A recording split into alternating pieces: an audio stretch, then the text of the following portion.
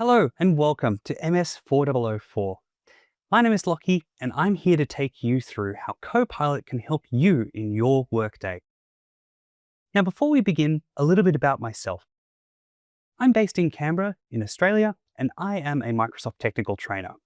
I help clients in high compliance scenarios get skilled up in a whole range of different areas, but my specialty is in multi-cloud and also hybrid cloud. That means I've done a lot of work with clients with documents all over the place. And using Copilot as an impetus to kind of bring things together and make the best use of all of the document libraries you have, the databases you build, it's kind of been my modus operandi the last few years here. So, what am I here to take you through? Well, with the lens of high compliance, I do a lot of work about how Copilot actually works under the hood. It's important to understand what it's doing. And my goal is for you to have a good understanding of how it actually works, not how we say it works or how it's said it works in the sales material, how you can actively use it in your workday, and how it works best for you in your specific scenario. So, without further ado, let's begin and start talking Copilot. Now, specifically, we are here today to talk about Microsoft 365 Copilot.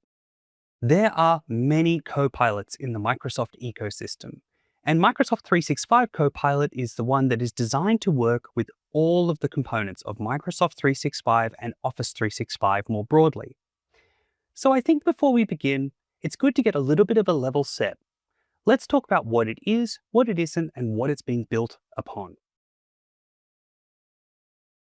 So, Copilot for Microsoft 365 is the main child of what we're going to be talking about today. It's the main topic of our course and the main thing that we are focused on. But there are many Copilots, as I said. The Copilot for Word works differently to the Copilot for Excel, the Copilot for Outlook, Teams, Loop, and the rest of the Microsoft 365 ecosystem broadly. Each individual Copilot has its own set of special skills and is designed to work in a specific way. We call these two different types of experiences either standalone or embedded. The standalone experience for Copilot for Microsoft 365 is what you'll get at office.com or over in the Copilot app on your machine. Additionally, Teams actually makes use of the standalone version of the Microsoft 365 Copilot app, and it uses this to be able to reach out to Teams messages, look at calendar invites, and be able to bring in broader context about how Office works on the day-to-day. When we use an embedded experience, we use those in-app. And many of my demonstrations are going to focus on that in-app experience. This is where we focus in on some specific skill set. When we use Copilot in Excel, it's great at coming up with new formulas. When we use it in Outlook, it's designed for drafting emails and being able to coach us into, well, writing the right thing. When we're using it in Word, it's about recreating a document, redrafting, coming up with new suggestions, and looking for new improvements within that behavior. Each Copilot has a specific set of skills, and we look to utilize those whenever we can.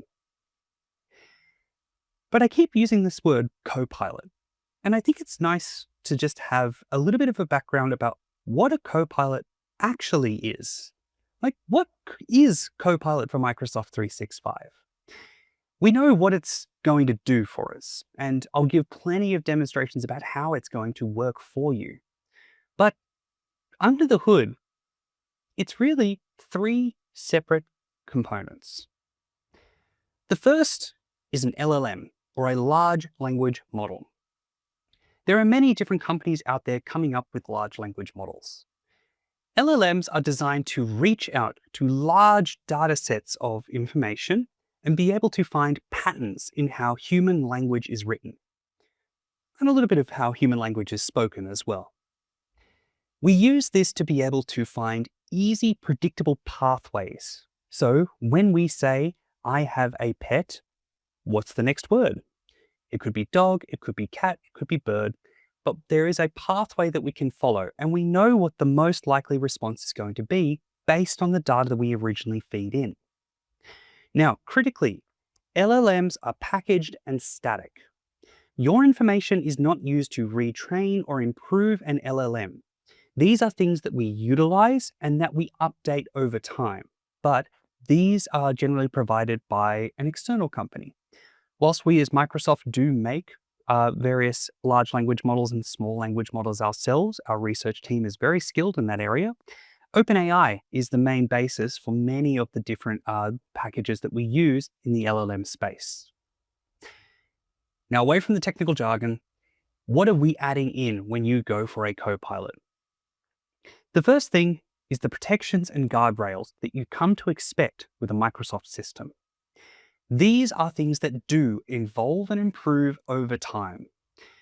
We use this to ensure that when you use a Copilot, it responds in an appropriate manner.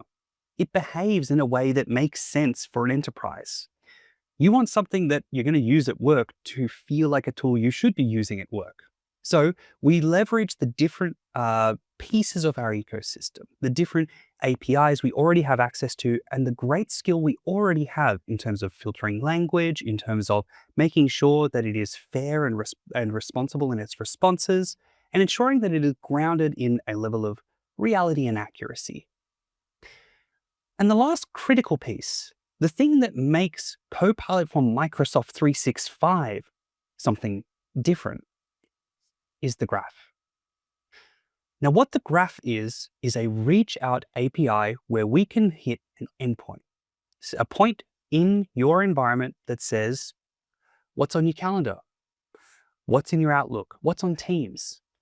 This is the thing that allows us to feed in all of the baseline components of the LLM, packaged with those protections, and then we add on the content you provide from your Microsoft 365 environment.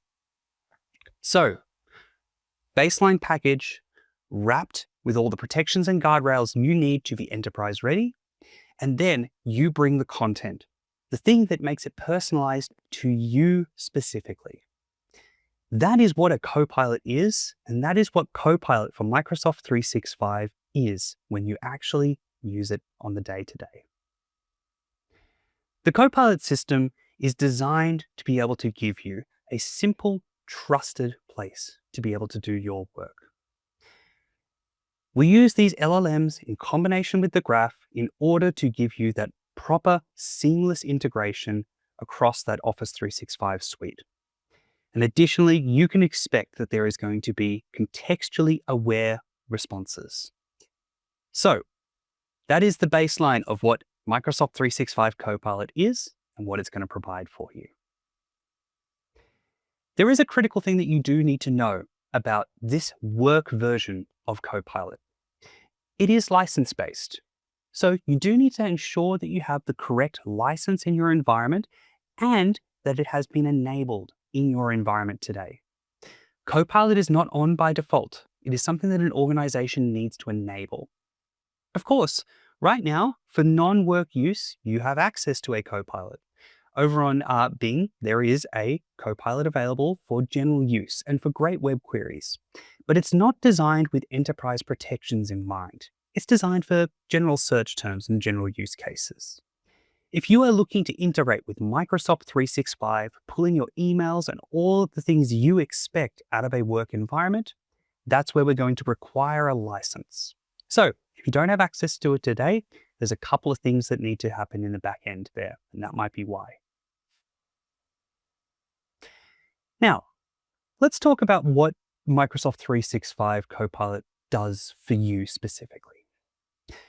The three things you see on here: understanding context and user need, transforming how you work, and giving yourself a whole bunch of key capabilities. These effectively show what a base Copilot is able to normally do. The understanding of context, that's based on the graph. The more we can pull in from there, the better we are able to work with the data you provide. Transform how you work, large language models, and the secondary piece of that, a natural language processor, means that we can take the questions you ask, run them through an algorithm, and then the LLM can process them and give an output that feels right. It feels like you're talking to someone, like you have an assistant or a Copilot on the side. And of course, the last thing is that baseline LLMs have many key capabilities that we are leveraging. the ability to rewrite, to analyze, to find different components, whilst also ensuring that you are, well, secure. You have access to the things you should have access to and no more. It's critical to ensure that we're managing all three of those pieces. This right here is the logical architecture of how a Copilot actually fits together. And I like to leave this one in just as a way of giving you one last set of how the graph actually functions. Just remember that a Copilot alone, the thing that we see at this point, that Microsoft 365 Copilot out of the box, it does great work, but doesn't know you. The graph, the thing that means that if it is something you can't see, Copilot can't see it. If it's something that you are able to pull, Copilot can pull it. We use your permissions. So if Copilot can see it, you can see it. That is a really important part of how we have designed this. It should work out of the box with all of the various permissions you already expect. So always keep that in mind. Now, there's one last piece of this that I haven't actually defined properly yet. We talked about LLMs already, those pre-packaged components, and we've talked about Microsoft 365 apps.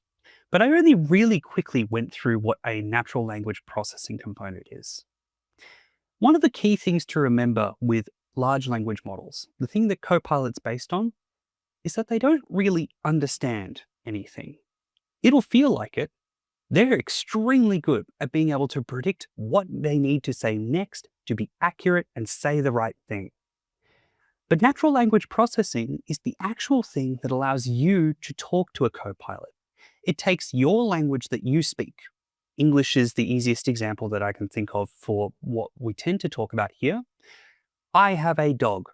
That will get translated into 1, 2, 3, 4, a series of numbers that represent the words we're saying.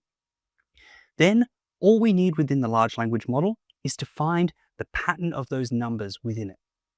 And then at the end, we need to then run it in reverse.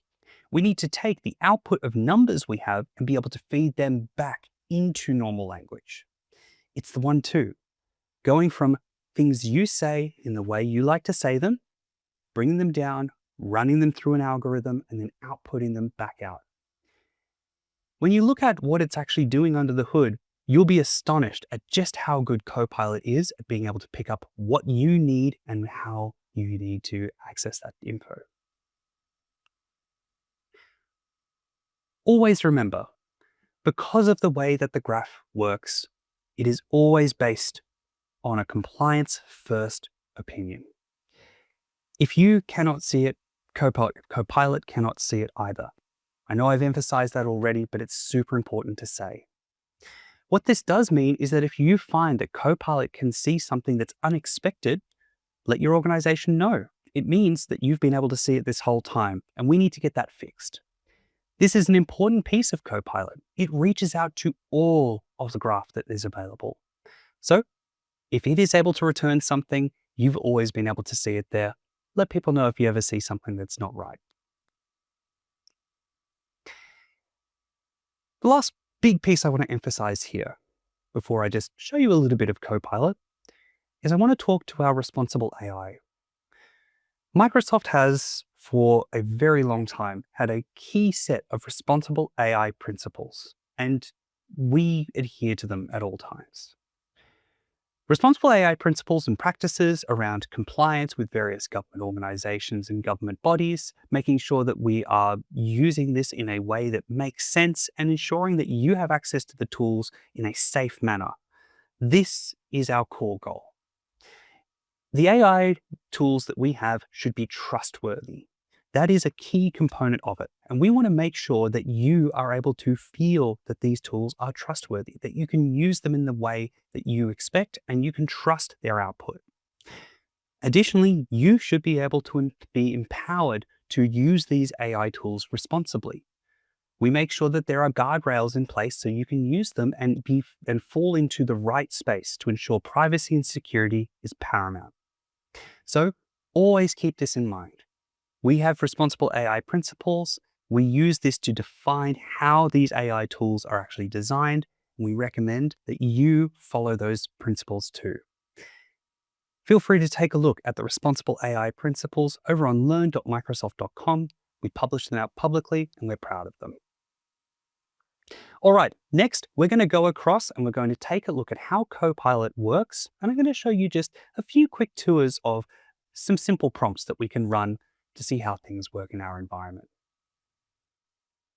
Okay, so welcome to Copilot. This is available over at office.com, but as I mentioned, there's many different ways you can reach Microsoft 365 Copilot. Here on my main screen, I am currently in work mode. At the top of the screen, you'll see work and web. Work means that we are in your enterprise environment. We're going to use internal documentation and things that you have access to in your SharePoints, OneDrives, and also in any Teams, Outlook messages, etc. Straight away, we can see easy examples of some potential prompts that we can use for Copilot, such as, I've got a daily stand-up. Maybe I need some help preparing for that. Gabriel Woods has been contacting me. What about the latest messages from them? These are far from the only prompts that you're able to do with Copilot. The world's your oyster. Use your imagination and think about the ways that Copilot can work with you. It's using a natural language processing system, which means talk to it in a natural way. Use slang, use terms, but always be nice. Just like a person, Copilot responds better when you are kind to it and when you do say please and thank you. I know, but it does make a big difference. On this screen, there's a couple of important things that we need to know. First, the shield up the top. Anytime you see this shield, you know that your enterprise data is going to be protected, but the way this reflects is slightly different depending on what we're looking at. In the work mode, it means we're going to bring in your enterprise data. In the web mode, it means we're going to exclude it. So you've always got a guarantee that when you're using Copilot at work, whether you are using the web mode for general public chat or using the work mode for internal documentation, as well as potentially content from the web, we're able to make sure that your data is protected. You will see my little chat history coming on there as well. The chat history is always available in a little panel window on the right-hand side.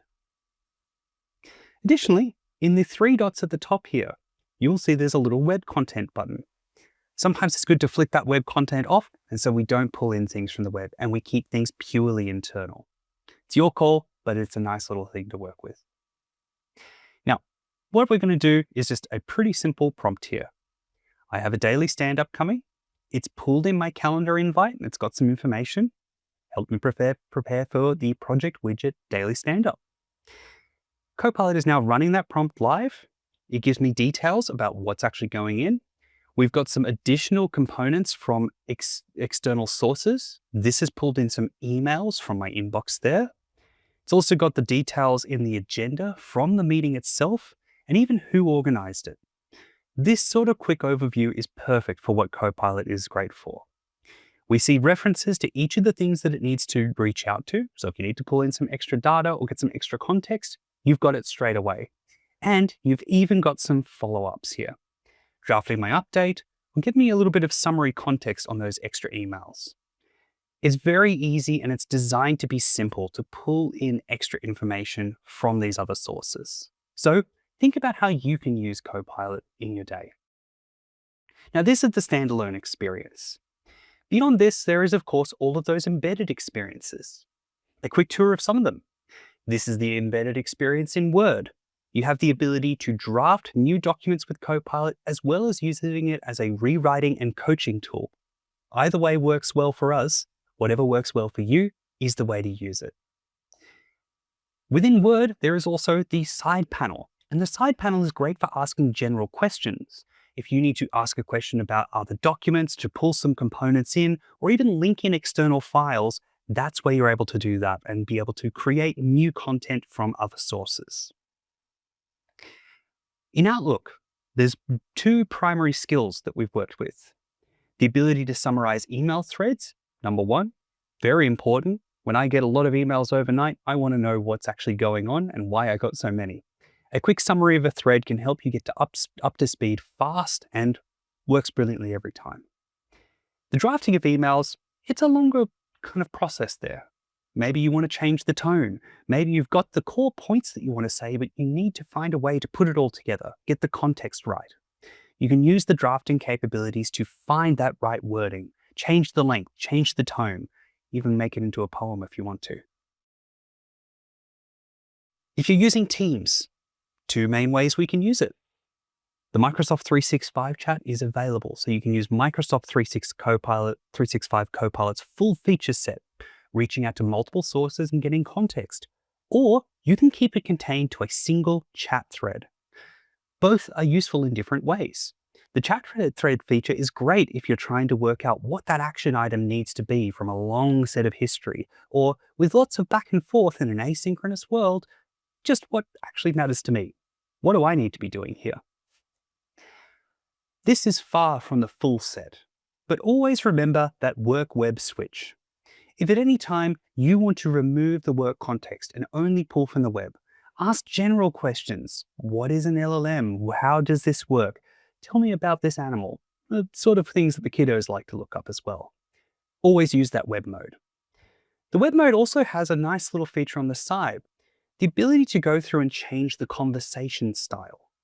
Different conversation styles give you different responses. A creative response is going to go far off the beaten path, whereas a precise response is going to focus on the facts and figures. Take your pick.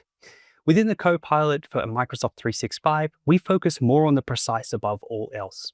Accuracy is key when in an enterprise environment, so that's the key focus for us. Now, the big thing to remember is that Copilot and Copilot for Microsoft 365, it doesn't end with just the Copilot chat itself. AI itself and working with AI tools, it's both art and science together. Yes, there is definitely a lot of creativity and you have full freedom to use these tools however fits you. Truly, I want you to experiment and iterate. That is how you get better at these tools, and the better you get at using the tools, the better the responses. The better the responses, the better you're going to use them, and so on and so forth. It's a positive feedback loop, and it's brilliant. AI is designed to not give the same answer twice. Well, sometimes it can, but it follows whatever path makes the most sense based on what you've said. Change up your wording. Sometimes AI is what's known as usefully wrong. I know, but if you're looking for a creative thing or trying to come up with ideas, it's going to try and look for different pathways to follow each time.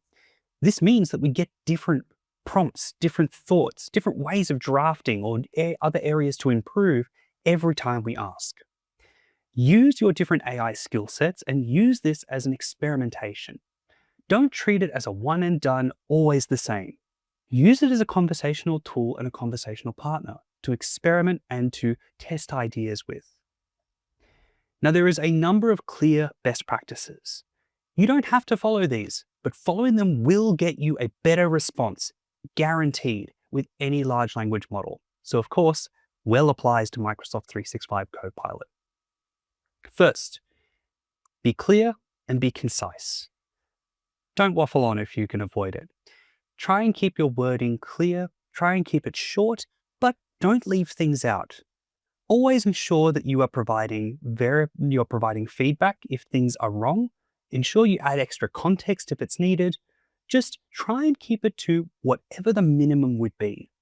Just like us, Copilot works best when it's a short phrase or short emails. But also like us, it needs all the context there. So make sure you provide it all together. The next and important thing is that you should trust what Copilot says, but at all times, verify. AI and large language model tools, they have great pattern matching skills and are extremely accurate. But there is a reason we have the disclosure that AI tools are sometimes incorrect. It's pattern matching. It's not a human with the understanding there. And just like someone who doesn't have all the context or maybe doesn't know the whole scenario where you're rubber ducking a question off, we want to ensure that we're checking their work. Make sure you check the responses from Copilot for accuracy, especially when you're dealing with very specific numbers. Additionally, Copilot's not actually designed as a replacement tool, so don't use it for everything. It's not skilled in every area, and it's not supposed to be. It's got specific skill sets to help supplement your workday and make you better at what you do. It's an extension, not a replacement, so don't over-rely on it. Also, make sure that you just are creative with it. Do fun stuff, test things out, push the limits. Copilot is a tool that lets you unlock your creativity. And that is sometimes in the most menial of forms, but using it to extend out words that you find to struggle to get on a page, or just finding the right way to say that message. It's always a different way of using it, but focus in on being creative with it and using it in the way that makes you feel good. And the last two are important for us. Stay updated. We're always improving Copilot and adding in new protections and new skills, and ensure that you're prioritizing privacy and security. Those go hand in hand. New skills lead to new ways of using Copilot. New ways of using Copilot lead to new areas that you might not expect. So always be understanding and be cautious when you're working with sensitive data. Copilot will work with your sensitivity labels and all of the things we expect, but you still need to be careful and still need to be cautious. So always be thinking at the forefront, how am I prioritizing privacy and security while still getting the most out of the tool? Now, when you are building a prompt, what you are looking at here is the most effective way that you can write a prompt. Again, you don't have to follow it, but a best practice gets you best results. Always give Copilot a goal. In this case, I want 3 to 5 bullet points. Context, it's for an upcoming meeting with a client. That's going to change language, tone. It's going to change a lot about what we are responding. Give the expectations, a tone that is friendly but authoritative. That's important. We're changing how Copilot's going to say things, and that's going to change a lot about the different ways we put it together. And of course, your source. If you only want Teams messages, if you only want emails, only provide those. This goes for all different types of prompts as well. As much as the examples here are focused on Teams and email messages, if you are drafting a document, you're thinking about summarization, you're creating a presentation, whatever it is, think about the ways in which you can effectively prompt your environment. We have some great guidance on effective prompts over on learn.microsoft.com. So if you're looking for more information or deeper dives into what makes an effective prompt, go check it out. Last of all, in the best practices, there are also a few simple don'ts. Always be clear and concise. Don't be vague. When you're vague, Copilot will respond in unpredictable ways, just like a person would actually. If you don't give them the details, they're not going to quite know what to say. So they might do something that's unpredictable. Focus on if-then conditionals. If it doesn't work here, go do that. If you don't find this, go do this instead. Get creative. Use analogies. I use slang all the time, and it works great. If you can't quite find the word, use the one you've got at hand. Think about it and just talk to it in the way that makes most sense for you. One that's a really nice hidden feature of the way that LLMs work, great at role-playing. If you need to put it in the shoes of a client or put it in the shoes of a manager, tell it it's a manager. That's its job now. And it will go through and it will play that part. It can be really good for testing out stressful scenarios or really just trying to work out what sort of questions someone might ask in the room. And the last important one, you don't have to put it all in one prompt. It can be a conversation. We call them chats. And this chat back and forth can be a series of different prompts. Each chat is a totally new context. So bring in the information you need and then ask for the details of it all together. Summarize the context, summarize the content, and bring all the parts in before you go through and do that. Last of all, you know that Copilot's not going to be good at everything because it's not supposed to be. It is a skilled tool. It's a scalpel, not a hammer. If you have a repetitive task, that is great for it. If you've got clear tasks with repeatable pieces, that is what it is good at. If it's something that's ambiguous and requires interpretation and is hard to work out, that's something that Copilot can assist with, but it needs you to make that last bit of the difference there. Be clear, Say please, be polite, be curious and ask preliminary questions, and iterate. Iterate, iterate, iterate. This is the most important part of getting good at using Copilot. So provide feedback to it. Say, that's not what I was expecting. I want it more like this. Give it samples, give different pieces of information. Do what you can to try and find the right sort of response. Beyond this as well, if there's something else you need to bring into Copilot, your organization can actually extend it into external tools. We support a whole range of ERP and CRM applications to be able to pull in document stores, wikis, blogs, you name it. If it can integrate with the graph already, we can integrate it with Copilot. So if you're looking for a way to extend this out, there's many different options you have available. All right, now that we've gone through the basics, I think it's time to work out what Copilot can do for you. Let's dive in, and I'm going to show you some options on how Copilot works for your specific environment. For operations managers, keeping things running smoothly is the name of the game.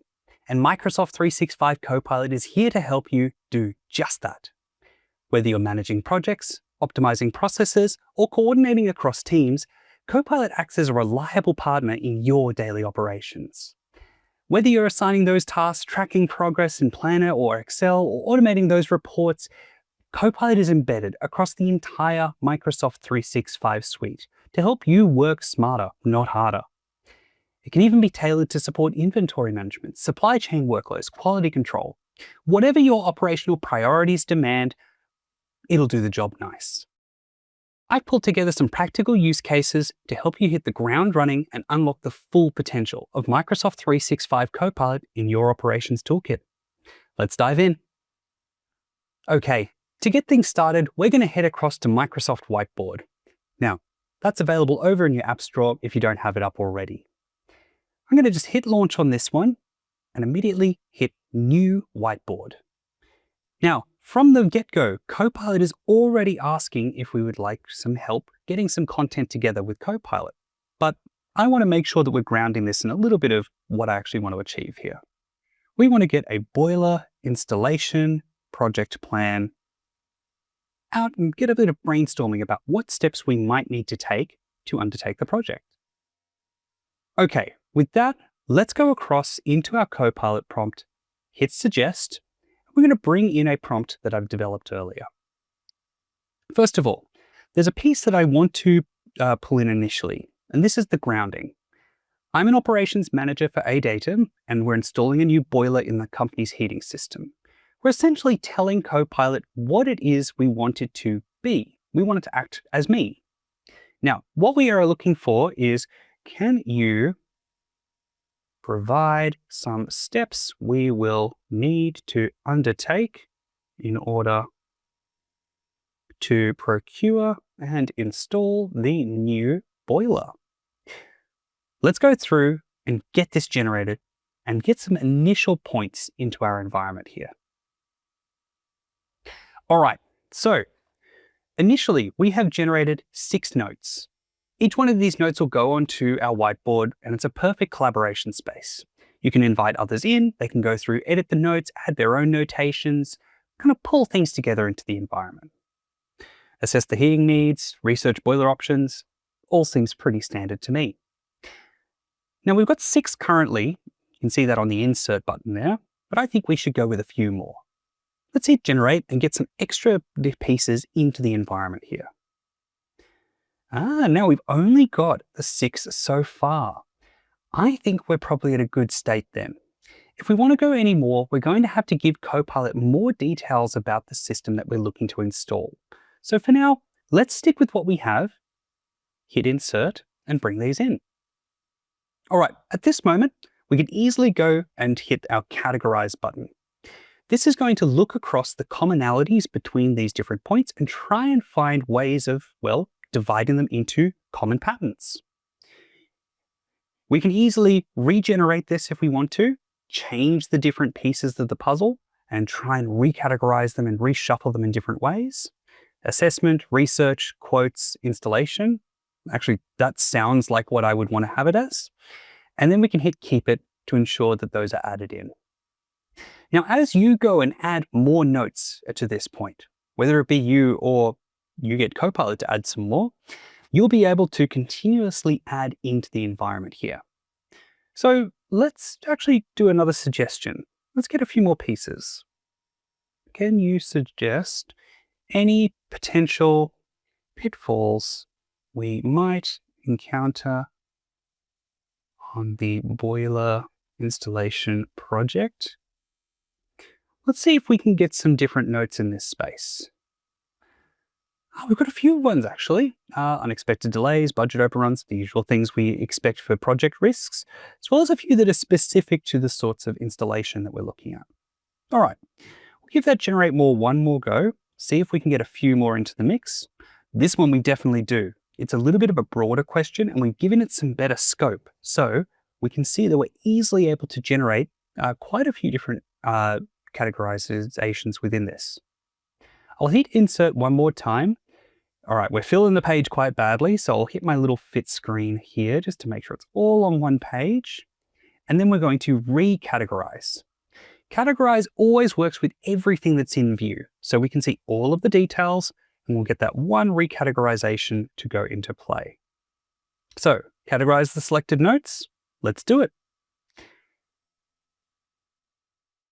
With a drum roll, installation planning, supplier management, safety checks, common issues. Let's give the regenerate one more go and see if we can shuffle this into something a little bit different. This is looking a little bit better.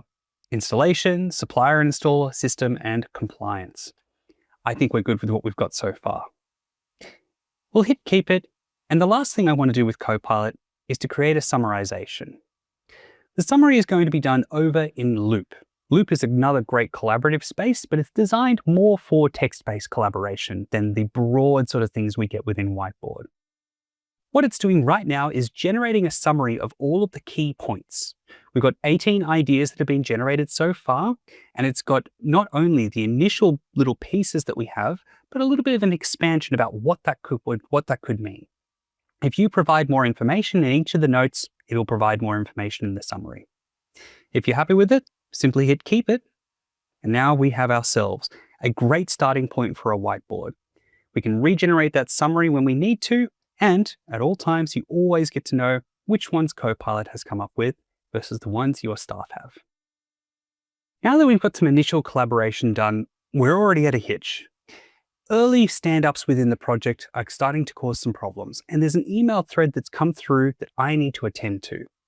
Let's go into Outlook and take a look at how Copilot can help you get up to speed with an email thread very fast. So here we are in Outlook, and I see down the bottom this email from Riley. Let's open it up and take a look at the conversation. Just bring this up onto the main screen so we can see everything that's coming along.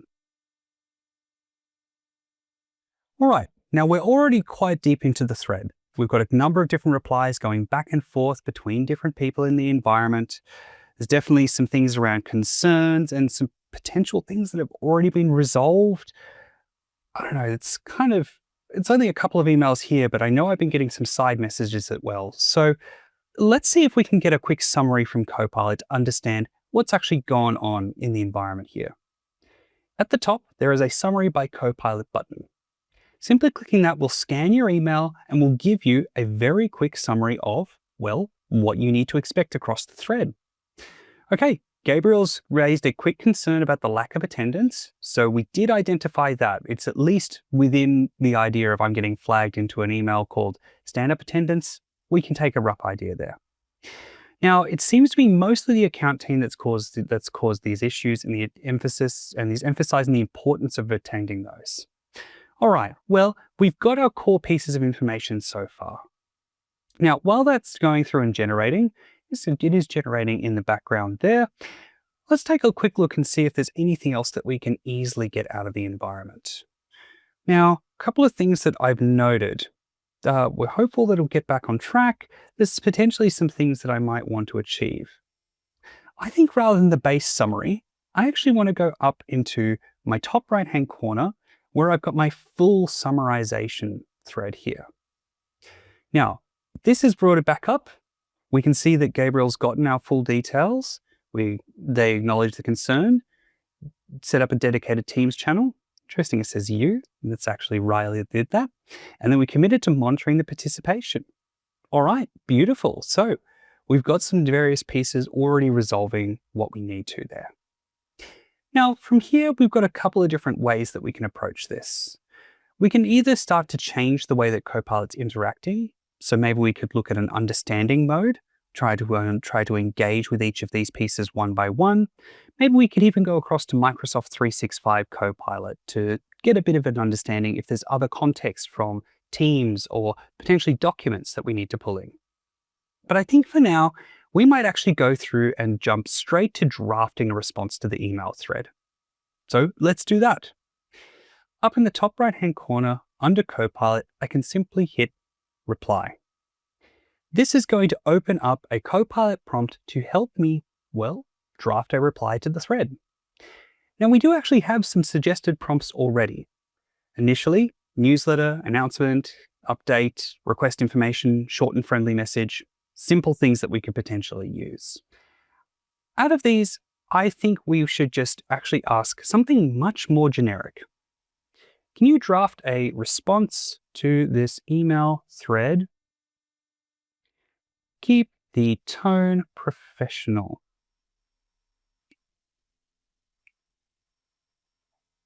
Let's write that there.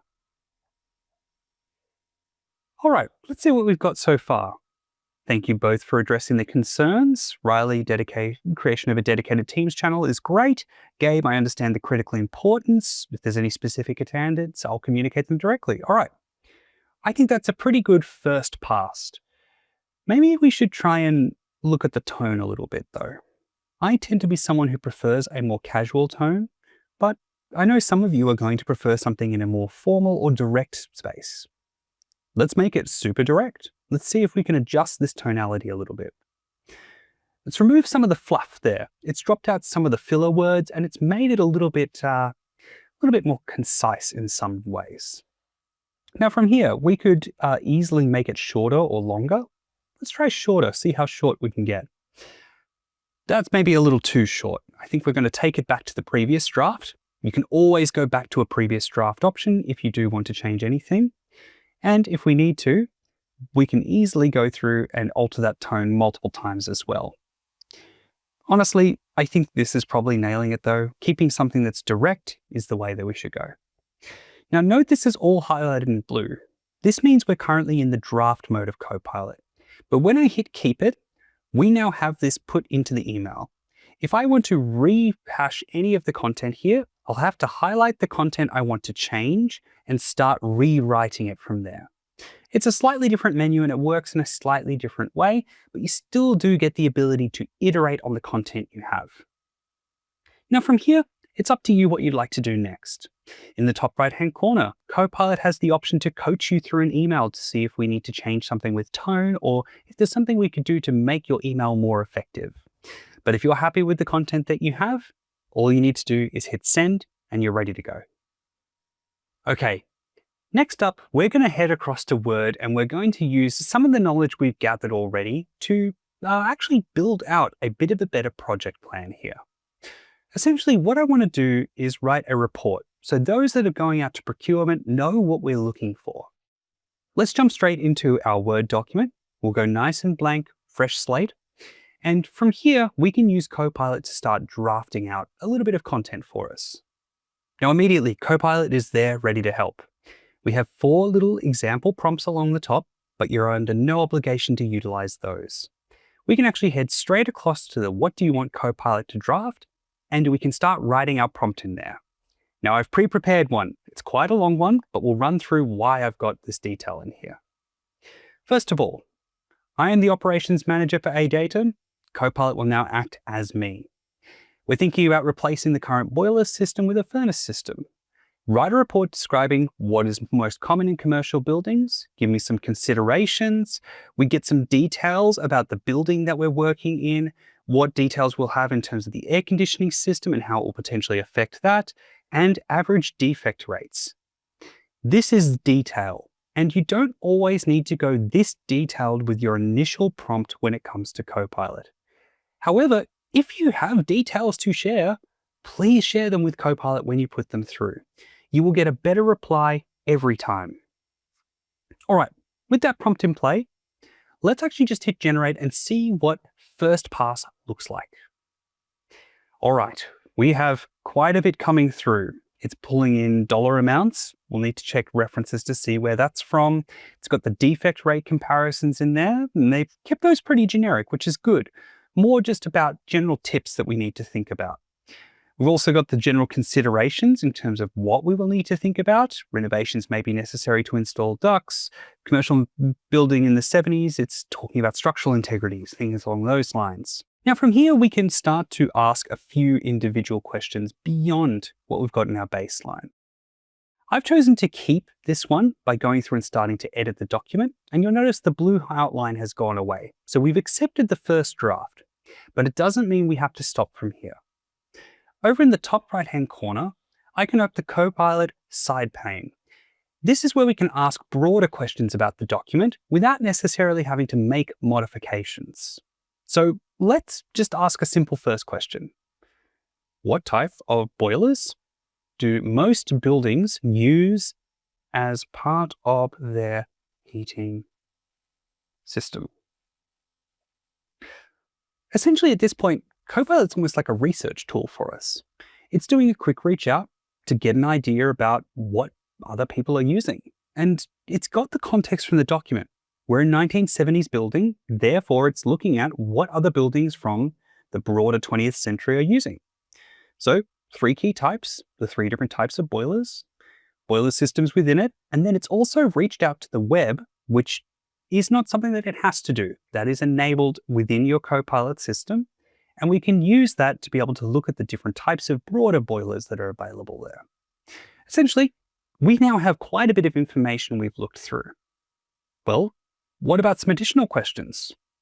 What other considerations do I need to take into account changing from a boiler to furnace system? We're doing a full uplift of an environment. Let's get a bit of an idea about what it is that we're changing. From within the document, we've got some initial points. Compatibility, building age, energy efficiency. There's quite a bit in there, and there's even some estimates in terms of what those different points of cost may or may not be. Additionally, we've reached out to the web and gotten you some extra content there. We're always going to let you know where the content is being sourced from to give you some baseline components there. So we can use these pieces if we need to go through and understand a little bit more about it. Maybe we need to look at things like average cost. So what is the average cost of transitioning from boiler to furnace systems in a commercial 2-story building from the 1970s?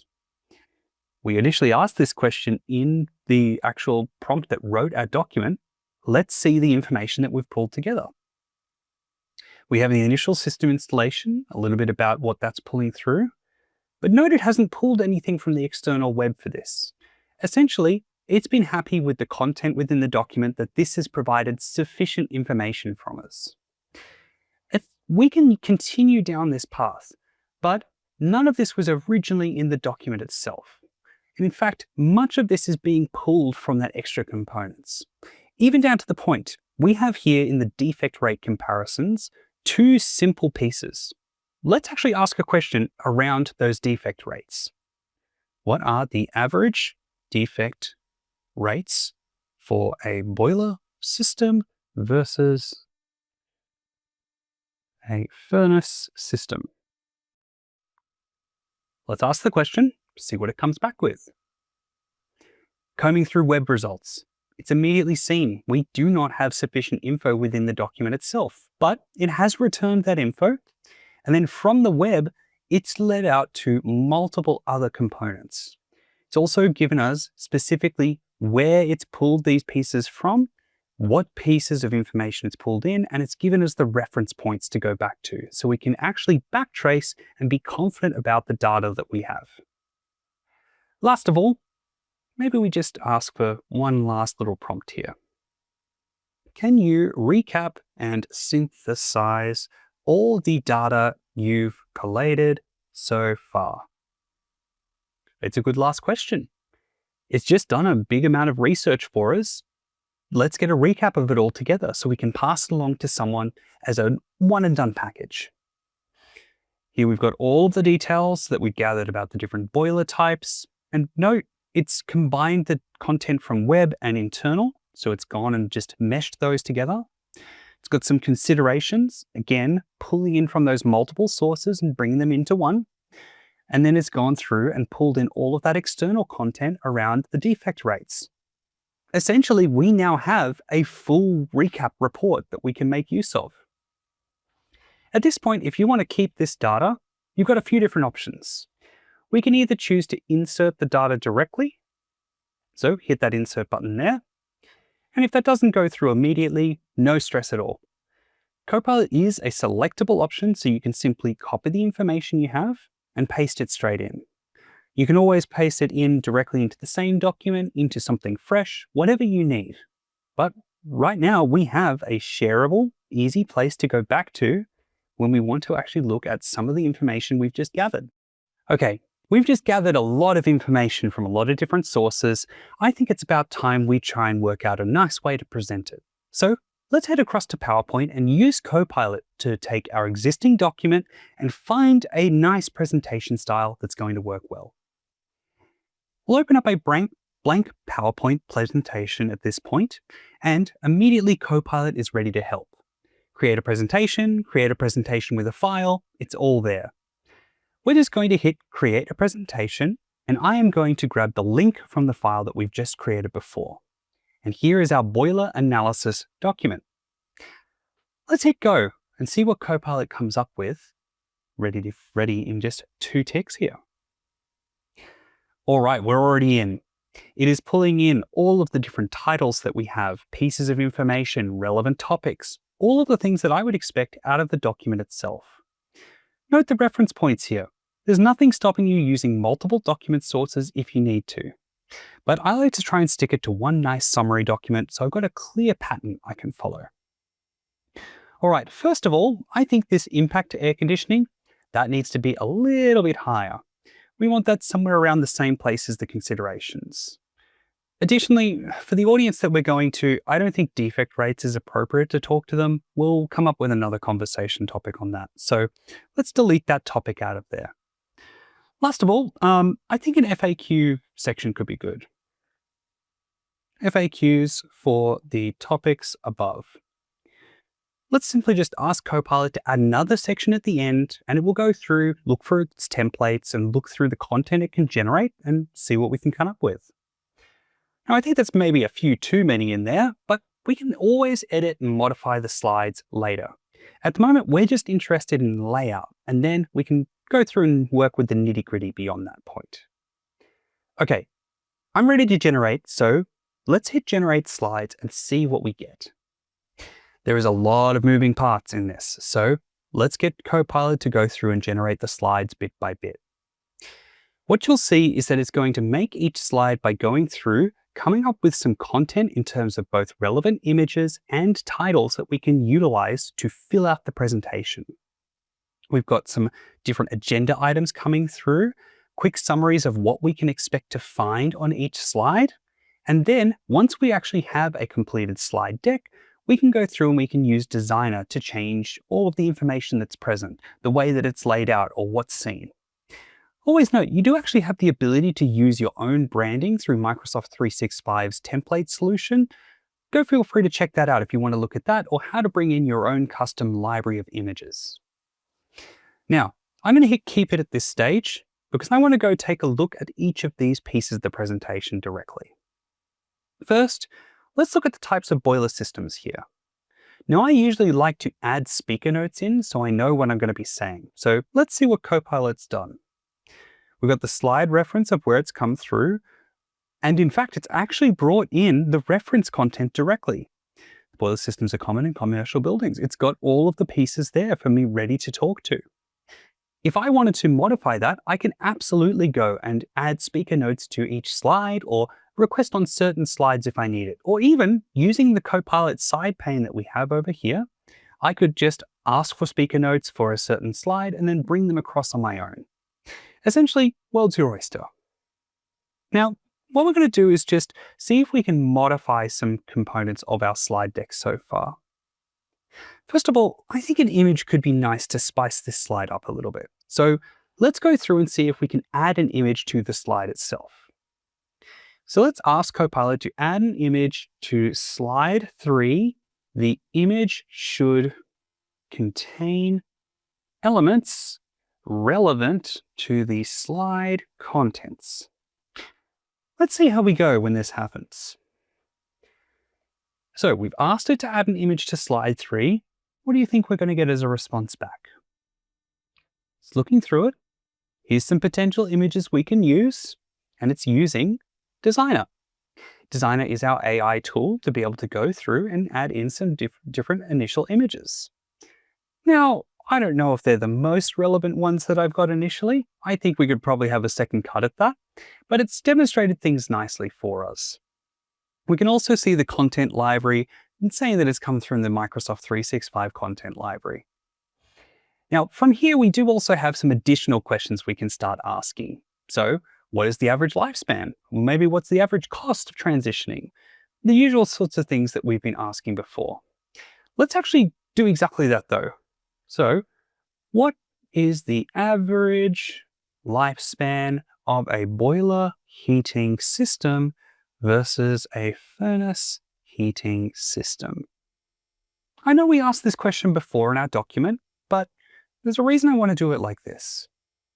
It's going to comb through the web results, find some details, and get a quick bit of information in play. So what I want to do is actually find a slide where I think this information is going to be relevant. Building age and insulation, energy efficiency and maintenance. Where do we think average lifespan is going to fit? I reckon we could include this as part of our environmental impact. So let's ask Copilot to add this into that slide. Add this lifespan content to slide 9. Let's go through and see what it comes up with. So Copilot's going through and generating a piece of content based on slide 9. It's going through and pulling all of this together into a single spot. And then we are presented with a new slide. This is an important piece to note. Copilot is able to create new slides in PowerPoint, but generally is unable to modify existing ones. Having said that though, if you've used Copilot to generate a slide initially, there's nothing stopping you from regenerating a slide with the extra modifications you need and then cleaning things up from there.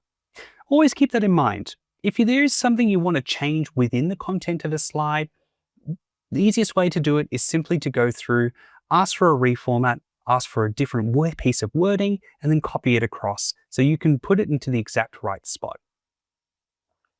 Last of all, we do also have our various little Q&A sections at the end here. And this is very much focused on the frequently asked components of a Q&A. I think we need one more slide to add in place. I'm going to just quickly select in here, and I'm going to say add a Q&A slide after slide 21 with an appropriate image. This is a slide for questions and answers, not a slide about questions and answer sessions. We need to be clear, because that does happen that we do need to ask a little bit of an explainer of what a Q&A session is at times. So let's just go through, be clear with Copilot that we're looking for essentially a placeholder that we can put in. Now I want you to note where that slide got created. It didn't go after slide 21. Where it went was where I had things selected, which was after slide 20. That's the last important thing to keep in mind. It can always create new slides in PowerPoint, but it's always based on where you are currently selected. It's gone through, gotten a nice little Q&A space there, and we can just have that as a nice closeout to our broader boiler analysis component. It's a great place to start, and that is what Copilot is meant to give you. It does that initial work of seeding your environment, getting something in place so you can work and develop from that and not have to work from scratch. All right, let's close things out now. You've seen how Microsoft 365 Copilot can transform the way an operations professional works, automating routine tasks, enhancing your project planning, and supporting better communication. Whether drafting reports, replying to emails, building presentations, Copilot helps you move faster and smarter. The exercise in the module showed you how prompting with precision leads to better results. Now you're equipped to streamline processes, optimize performance, and lead your team with greater impact. Let Copilot handle the busy work, so you can focus on driving those outcomes. Thanks very much for joining us, and we'll see you next time.